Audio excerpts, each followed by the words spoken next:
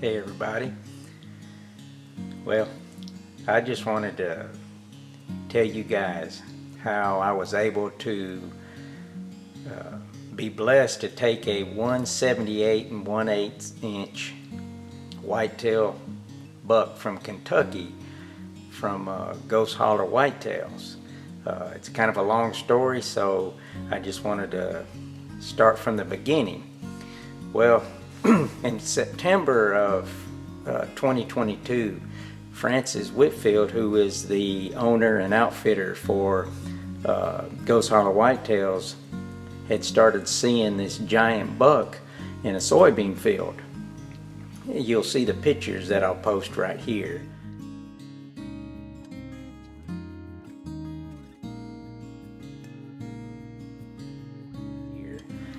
And this buck had been very consistent in coming to this soybean field for several days, maybe even a couple weeks. But right at the beginning of the opening of the velvet season for the Kentucky 2022 velvet hunt, all of a sudden this buck disappeared. So it was unclear where this buck went. It was thought that maybe he had been run over by a car, or maybe even taken by another hunter on a different farm. Well, anyway, this buck had disappeared all the way until the week after Thanksgiving. He showed up again on one of Francis's cameras on the other side of the farm.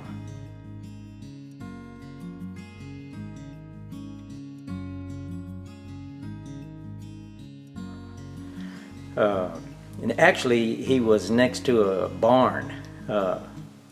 So anyway, Francis then started watching this deer. He became consistent in coming to this corn pile. Actually, in Kentucky you can use corn, so we're going to take advantage of that when we can. But actually he started coming to this pile of corn pretty much every evening, around 4:30 to 4:45. So Francis, now here we are around, I don't know, first, second week in December, he's calling me. He says, "Rob, I've got this 170 class buck, you got to come get him." And so I'm all excited about it. And so Francis, he began making arrangements for me to come up there. And so anyway, it's the week before Christmas. I'm on my way, headed up there, and Francis, of course, he's sending me all these pictures, and he actually gave me the link to the actual Spartan camera, so I was seeing this deer every time he showed up, and man, it was exciting. But the week of Christmas, there was a blizzard coming in to hit Kentucky area, the Midwest, and all the way across the country. And he says, "If you want this deer, you better come before this blizzard." So I'm on my way, and I believe it was a couple days before Christmas, and so I'm headed up there. And again, this deer, he's showing up in this corn pile every evening. And I'm going to show you a picture of the actual setup. It was actually in a blind inside of this barn.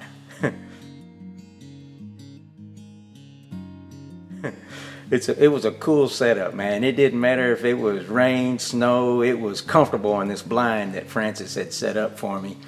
And anyway, so this deer coming every afternoon, I'm like, "Heck, Francis, what time do I need to get there?" He says, "Well, he's showing up at 4:45. How about just get in that blind by 3:30? You'll be fine." So the wind was perfect.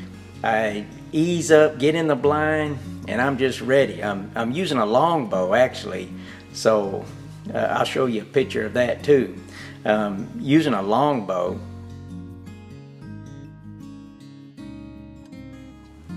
And this deer, I'm ready. I mean, Francis had set up this blind exactly 20 yards. I mean exactly 20 yards from the corn pile. And my point of aim, when the tip of my broadhead is touching something at 20 yards, that's where my arrow's going. So I had practiced all week, 2 weeks, every afternoon, 20 yards. I had actually a silhouette of a deer target in my yard set up in a blind. I set up in a blind 20 yards. So this was going to be a easy shot. So anyway, I get ready. I'm sitting in the blind. And I'm waiting. I notice it's 4 o'clock, still no sign. I'm seeing a bunch of other deer now. I mean, it's not just him. It was tons of other deer coming. And I'm watching every deer come in. I mean, it's, 5, 10, there's 15. And then at 4:30 to 4:45, I was ready. And I waited and I waited, and it started getting close to dark and no buck. And so I'm like, well, where did he go? And so anyway, he did not show up. And so the blizzard was coming in the next morning or next afternoon. So Francis says, well, you can stay and we'll just, hunker down and go through this blizzard, and you can just keep on hunting him. But with Christmas being in the next couple days, I decided I would head on back to Alabama and maybe come after this blizzard passed. So that's what we did. I kind of didn't want to get trapped up there because my wife and family wanted me home for Christmas. So anyway, here we are, 2 days after Christmas. I'm on my way back up there, and the snow started melting, even though it was still a lot of snow on the ground. But in the meantime, the following evening, the buck is back. He's there back the next day. So I'm on my way saying, I'll get him this time. So again, I'm headed to the farm, and I get in my blind about 3 o'clock, and I wait. 5, 10, 15 deer come by. Some other nice bucks, but we wanted this one. And then at 4:15 to 4:45, I'm ready, and he doesn't show up. So I'm like, man, what the heck? Where's this deer at? The wind was perfect. I know he didn't smell me. And I got in there quietly. So anyway, here I'm thinking, well, why he's showing up every evening, but he did not show up tonight? What is the deal? Well, here's what we kind of came up with.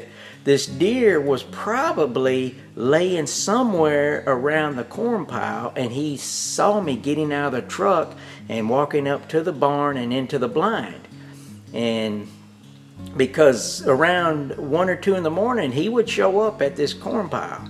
But so the next day, we felt that maybe if we could get in there around 8 or 9 and just stay there all day, he would probably be up walking around 8 or 9 in the morning, and maybe he won't see me getting into the blind. So that's what I did. The next day, I get in the blind around 8. I sneak in there, and I stay all day. And guess what? At 4:45, here he comes. So now, it's all up to me. I mean, the wind's right. Francis had everything set up perfect, so all the pressure's on me. All right, so now I'm getting ready. I get my longbow ready, and I come to full draw. This deer is broadside, 20 yards. All I got to do is put the point of that broadhead behind the shoulder and make a clean release, and he's mine. Well, so I'm at full draw, and I release, and I did not think about this longbow. Being in a blind, it caught a little piece of my pants as I released, and as I saw the arrow, I saw a little bit of, the arrow normally has a straight path. I saw a little fishtail in my fletching, and it looked to me that I hit just a little bit far back. And of course, this deer, as you'll see the video clip here on the shot, from the video clip, the shot looks really good. But from my eyes, I looked a little far back.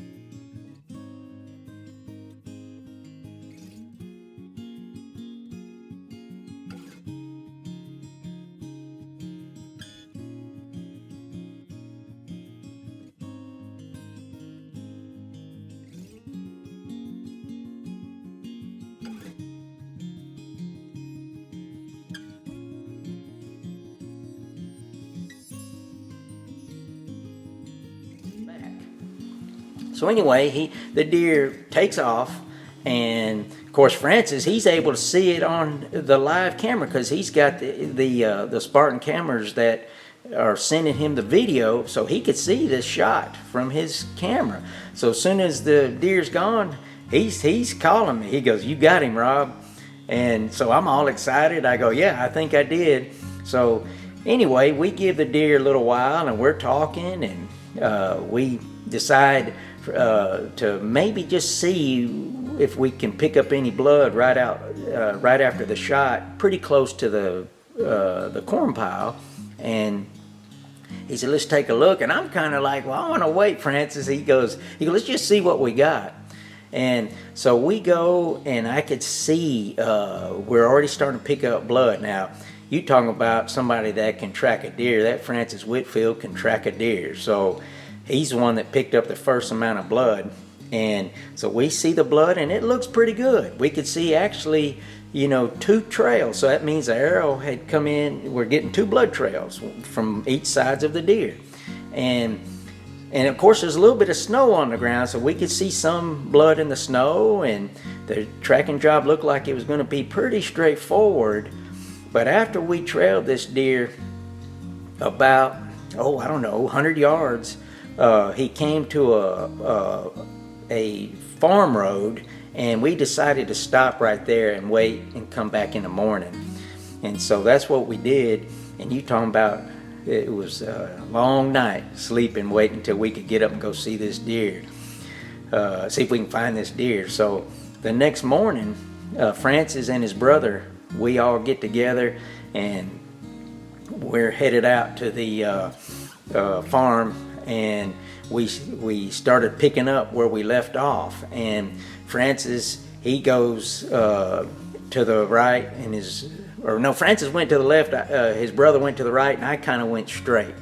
And I'm sitting there looking, which way would a deer have gone? And because once we hit that farm road, we couldn't find any more blood, and that's why we turned around the night before. But so I'm kind of looking, and I could see a little opening through a little hedgerow. So I start easing that way, and I walk through there. And as I start to walk up the hill, I found a spot of blood about this big. This is where that deer had laid that previous night. And it looked like to me, from what I could tell, when we had stopped at that road, that's probably when that deer got up.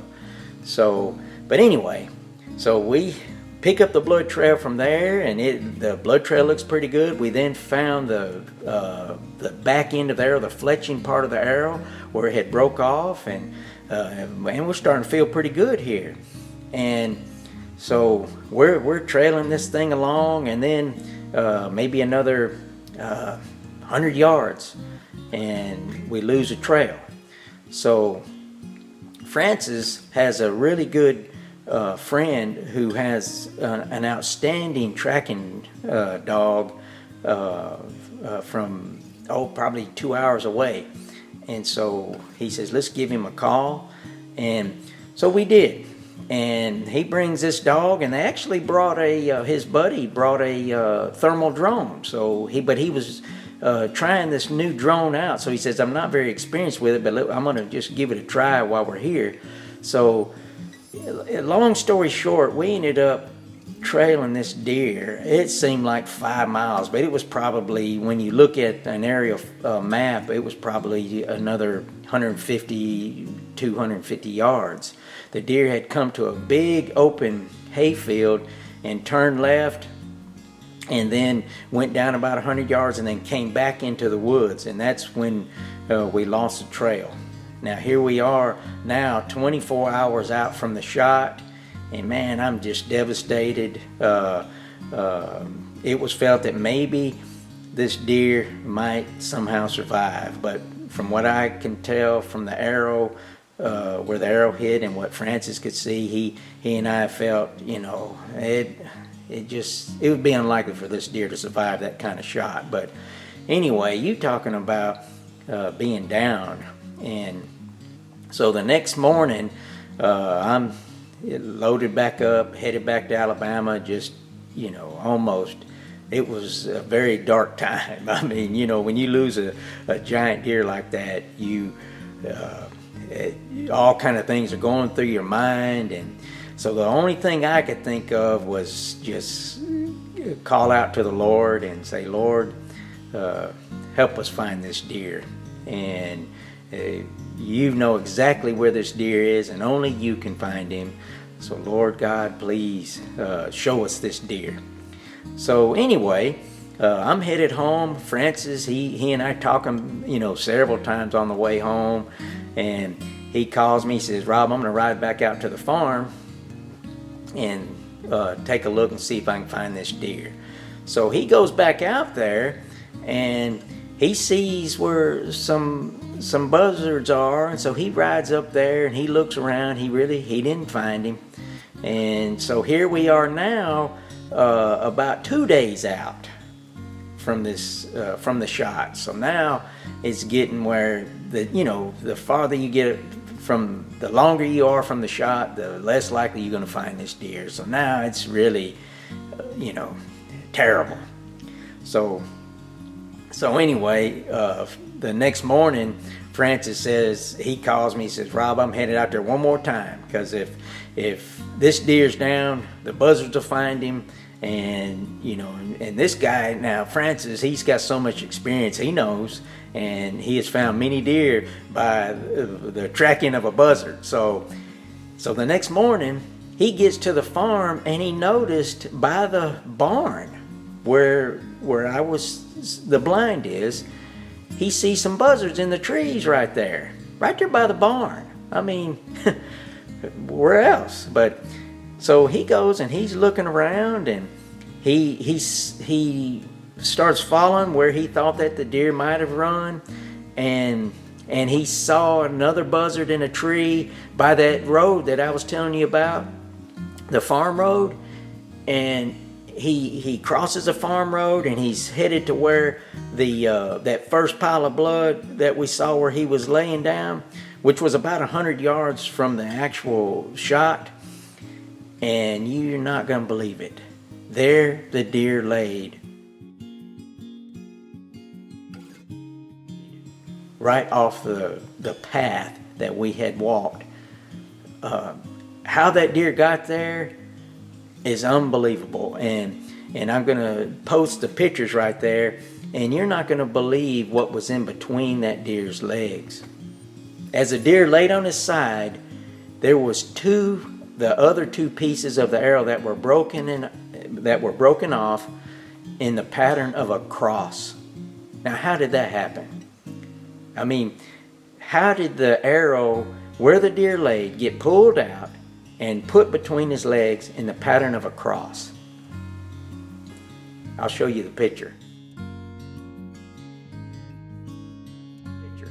But anyway, that tells me that God found this deer for us, and he gave this deer to us. This deer became a blessing from the Lord. And so you talking about Francis calling me that morning and the excitement, it was a Christmas present. and it was just an amazing time. And of course, I'm headed that way, Francis. So I'm jumping in the truck and I'm headed that way. But Francis had taken the deer and skinned him out, and the taxidermist said that, he said this hide is maybe too far gone, but let's take a good look at it. And it was felt that maybe, as beautiful as this deer was, didn't want to waste a hide on it. So Francis had a European mount done. So by the time I got up there, they had it done, and you'll see the pictures of that.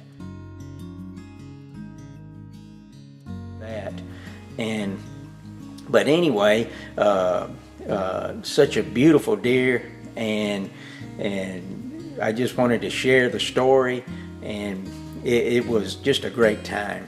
But if you guys ever want a trophy deer, you need to hit Francis up at Ghost Harlow Whitetails.